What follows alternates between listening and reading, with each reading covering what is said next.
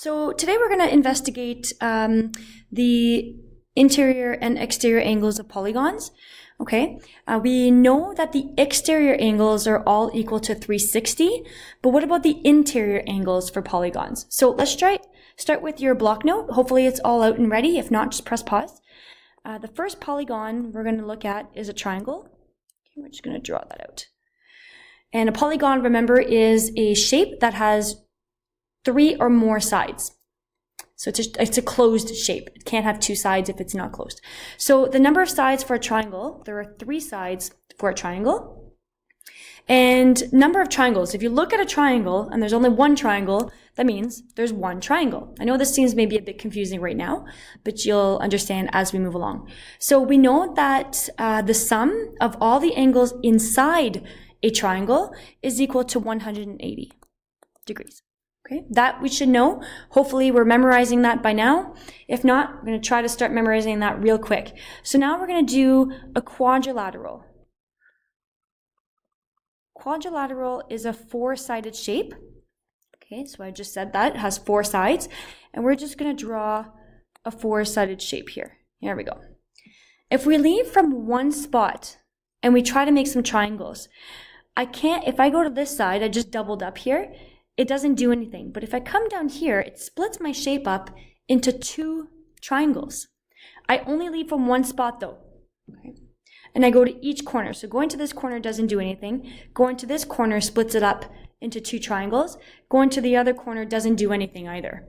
So when I do that, and I leave from one corner to each other corner, I get 2 triangles. So if there's 2 triangles, that means you're going to add up 180 2 times, which gives you 360. Now, some of you guys may have known that, okay? But then we get into a pentagon. A pentagon has 5 sides. So if we draw something that has 5 sides, there we go, and I leave from one corner. So from this corner to this corner, it doesn't do anything. You may not even be seeing what I'm doing. From the same corner to the other corner, I do that again. And finally to the last corner, which you can't see anything either, you'll notice that you now have 3 triangles in a 5-sided shape. If you have 3 triangles, that means that you're going to add up 180 3 times. And that's going to give you 540 for a 5-sided shape. So you don't need to memorize really any of these except for the 180. You need to know that in a triangle, the sum of the inside angles is 180. Now we're going to do one last one. It's a hexagon. A hexagon has 6 sides. 1, 2, 3, 4, 5, 6. Okay. I'm going to use a different color maybe to show you this time. It might be more helpful. So I'm going to leave from one corner. So from here to here, it doesn't really do anything. From here to here, again, leave from the exact same corner. And you'll notice that this time, it creates 4 triangles. So it keeps increasing by 1 triangle. Every time the number of sides increases by 1, the number of triangles also increase by 1, which means there's a relationship. So you're going to add up 180, not 3 times, but 4 times. And when you add that all up, it gives you 720 degrees. Now, instead of adding all of the time, if you recognize that there's 1 triangle, just multiply 180 by 1. If you notice that there are 2 triangles, multiply 180 by 2. And the same goes for 3 triangles. If you multiply 3 triangles times 180, it gives me 540. Or if you recognize that there are 4 triangles here, you just multiply by 4 and it gives you 720. So if you remember how to do the triangle method, then that's one easy way of doing it. If not, you can just keep increasing the angle sum by 180 degrees because that's what the relationship is. So this is really, really important to learn because in our examples, we're going to be finding the sum of any polygon. Now here's the problem. If you were to try and find the sum of a shape that has 20 sides, you don't really want to continue this table because it'll take you forever. So we have to look for a pattern here. So if you have 3 sides, you multiply by 1. If you have 4 sides, you multiply by 2. If you have 5 sides, you multiply by 3. I'm wondering if anybody sees a relationship. I'm just going to kind of write it over here. So 4, you multiply by 2. If it's 5 sides, you multiply by 3. And if it's 6 sides, you multiply by 4. So I'm wondering if anybody sees a way to get from 3 to 1, from 4 to 2, from 5 to 3. What's the rule here? To get from 3 to 1, all you have to do is subtract by 2. Subtract the number of sides by 2. And this actually works for every single polygon. Now, that gives us the number to multiply by, but don't forget that you need to multiply also by 180. So there's a formula, there's a rule that you can use. Okay, and we're gonna write that out in the classroom when I get back. But for now, in your block note, I want you to write the formula that we're gonna use. So if we don't know the number of sides, we're gonna use a letter to represent a side that we don't know. And I'm gonna use N. I'm gonna use the letter N to represent an unknown amount of sides. I know that if it's a triangle, it has 3 sides. I know if it's a quadrilateral, it has 4 sides. But what if I ask you for a shape that has 100 sides? So that's when you're going to use the letter N. So the formula to find the sum of the inside angles at any time, we're going to use S for sum. The rule is that you take the number of sides, you subtract it by 2, just like what we just did, but don't forget at the end to multiply it by 180 degrees. So if you have a 4-sided shape, that means you would sub in the number 4 here. 4 minus 2 would be 2, and 2 times 180 would give you 360. Or you can go up and use the table. It's really up to you. The formula or the rule is a little bit easier if you have a lot of sides, but if you only have 12 sides or let's say 7 sides, it's not bad to just use the chart with the triangles. So with the examples, we're going to go ahead and find the sum of the interior angles of a 12-sided polygon. So we want to find the interior angles, the sum of the interior angles of a 12-sided shape. So if we have a 12-sided shape, just going to draw it. 1, 2, 3, 4, 5, 6, 7, 8, 9, 10, 11, 12. Oh, that's bad. I'm going to try that again. 1, 2, 3, 4, 5, 6, 7, 8, 9, 10, 11, and 12. There's a little side here. I'm just going to change. Oh, shucks. It erased the whole thing. One more time. 1, 2, 3, 4, 5, 6, 7, 8, 9, 10, 11, 12. That's better. I want to be able to draw some triangles. Okay? So if we do that, if I leave from one corner, doesn't really do anything there.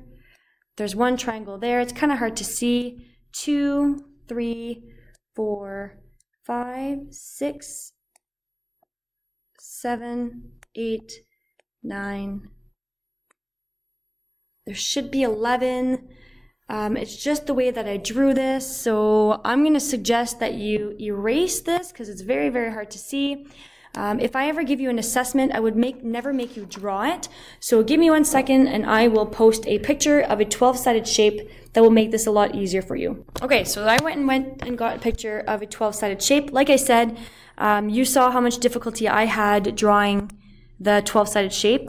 We would never expect you to draw a 12-sided shape. We just need you to be able to work with it. So this part here, so if I leave from one vertex, now I know that on your block note, you probably want a picture of this, but don't worry about that for now. I'll give you an example of that when I come back. So just write down the work on the side, but don't worry about drawing the actual picture. So if I go from one corner, one vertex, this does nothing, but I've got 1 triangle, 2 triangles, 3, 4, 5, 6, 7, 8, 9. Did I miss one here? There should be 1, 2, 3, 4, 5, 6, 7, 8, 9. There we go. There are 10 triangles in my 12-sided shape. So if there are 10 triangles, that means that I'm going to do 10 times 180 degrees. And if you do 10 times 180 degrees, you get 1,800 degrees. That's one way of doing it.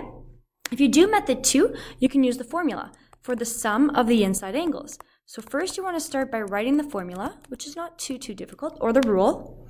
And we know that we have 12 sides. So we're going to change the n for 12, just like that. And according to BEDMAS, we have to do the bracket first. So 12 minus 2, is 10. And see how it becomes the exact same thing. Multiply those two, it will give me 1,800 degrees. So what we say here, we need a concluding sentence. Therefore, the sum of the interior angles of a 12-sided shape is 1,800 degrees. So that's how you find the sum of the interior angles of a 12-sided shape. So now that I've told you that you have a formula to use to find any of the sums for interior angles, I remember talking to you about the sum of the exterior angles. So we remember, I'll just scroll up here, when we were talking about inside angles and outside angles. Well, I had asked you to scratch this out. Exterior angles of polygons equal 360. So we're just going to fill in the same thing down here. If it's for exterior angles, we need to make sure that we know that it's equal to 360 degrees. So there's quite a few things that you do need to remember in order to do this kind of work, but we'll practice it quite often and hopefully it'll become a little bit easier. So we'll do one example with the sum of exterior angles, and then we'll see what we can do with that. So if we have a regular, what we call hexagon, a hexagon has 6 sides. So 1, 2, 3, 4, 5, 6. If we call it a regular hexagon, it means that all of the angles and all of the sides are equal. So that one's equal to that one. So I'm going to get you to draw this and maybe press pause. Once Miss has verified that everyone has copied down, then you can move on with the video. So this is what we call a regular hexagon. Up at the top, we have drawn a hexagon for this example. This one here doesn't look like a regular one. It could be. It looks like the sides are pretty close to being the same thing. But in order for that to be the same, you need to have those little lines, excuse me, and the little angles. So what we want to find here is we want to find the sum, no, not the sum, we want to find the measure of one interior angle. Only one. I don't want them all. To find one of them, we're going to need to use that formula for the sum of all interior angles.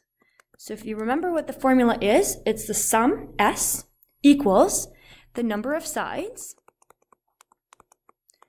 minus 2. That's going to create the amount of triangles that you need, times 180. If you don't remember this formula, we can go ahead and split this up into a bunch of triangles. So I'm going to leave from this point. That doesn't do anything.